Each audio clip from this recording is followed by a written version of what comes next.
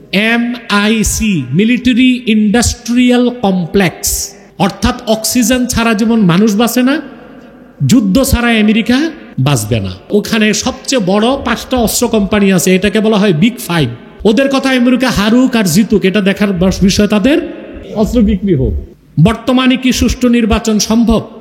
এটা রাজনীতিবিদদের থেকে মতামত নেবেন। আমি তো দেখতেছি যে অবস্থা খুবই খারাপ, মানে প্রয়োজনীয় সংস্কার করতে হবে, আবার দেরিও করা যাবে না। বাকি এইসব কথা আমার সাবজেক্ট না, এগুলো রাজনীতিবিদ আছে তারা বলবে। তবে আদৌ নির্বাচন হবে কিনা তা নিয়ে আমি সন্দেহে আছি।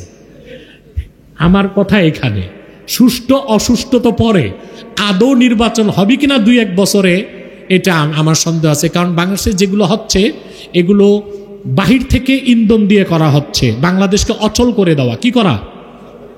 এখন যদি দ্রুত নির্বাচন হয়, একজন ইলেক্টেড গভর্নমেন্ট চলে আসে, তখন দেশটা সচল হয়ে যাবে না?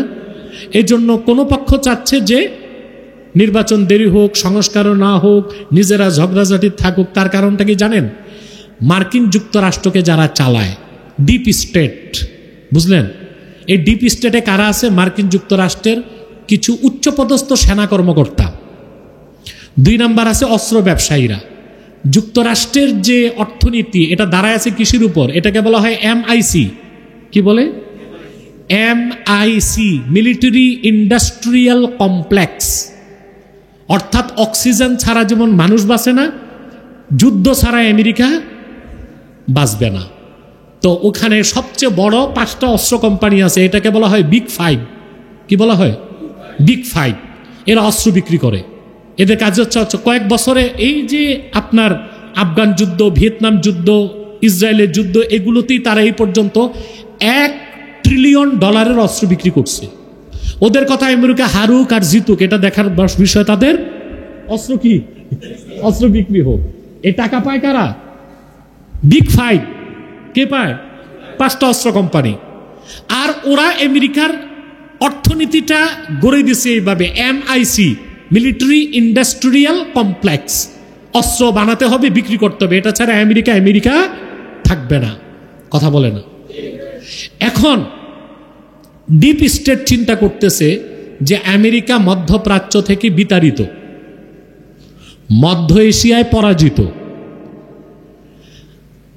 চায়না সিদ্ধান্ত নিয়েছে 2027-এর মধ্যে তাইওয়ানকে তারা পুরাপুরি নিয়ে নিবে। তাইওয়ানকে ঠেকাতে, চায়নাকে পর্যুদস্ত করতে আমেরিকা এখন ইন্দো প্যাসিফিক অঞ্চলে যুদ্ধের ফ্রন্ট খুলতে চাচ্ছে। যেখানে আসবে, এসে সে চায়নার প্রভাবকে ক্ষুণ্ণ করবে, দক্ষিণ পূর্ব চীন সাগরের নিয়ন্ত্রণ তার হাতে নিবে, চায়নাকে শায়েস্তা করবে, এবং ওই যে অস্ত্র কোম্পানি, তাদের অস্ত্র বিক্রি হবে। যুদ্ধ না হলে তো অস্ত্র বিক্রি হবে না, তাহলে আমেরিকা থাকে কেমনে? কথা বলে না? এই জন্য তাদের দৃষ্টি অনেকাংশেই বাংলাদেশের দিকে। এখন যদি সংস্কার হয়ে যায়, নির্বাচন হয়ে যায়, তাহলে তার এটা বাংলাদেশে সম্ভব না। এই জন্য বাংলাদেশকে একটা অচল রাষ্ট্র বানায় দেওয়া হচ্ছে, যেন তারা যখন খুশি তখন তা করতে পারে। এটাই হচ্ছে বাংলাদেশকে নিয়ে গ্লোবাল পলিটিক্সের খেলাটা। আল্লাহ আমাদেরকে সঠিক সমঝ দান করুক।